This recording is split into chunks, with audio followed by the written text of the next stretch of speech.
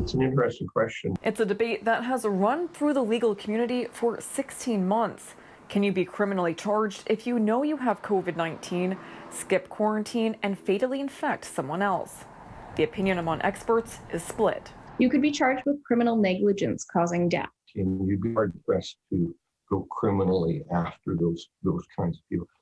The Canadian government had warned citizens they could face criminal charges in these cases. But now the rules are changing. In just over 2 weeks, Alberta is nixing its mandatory quarantine rule for positive cases. And that means, according to Lee, it would be harder to find someone criminally responsible. But civil law still comes into play. With the isolation order being rescinded, you're most likely to be found liable in a civil case because what has to be proven is much lower and your obligations to other people are in some respects higher.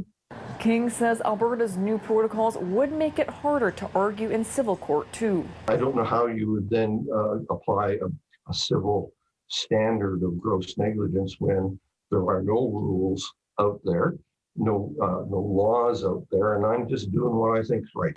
But Lee says the province's new rules do not open the door to people deciding to not get tested and pleading ignorance.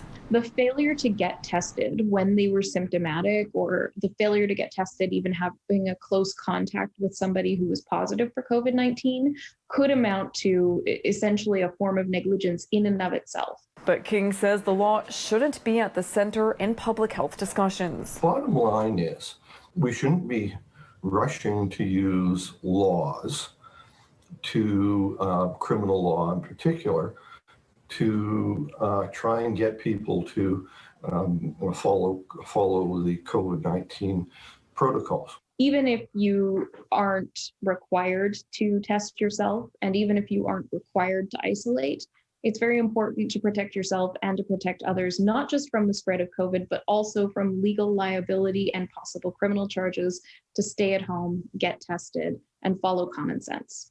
Stephanie Lasuk, City News.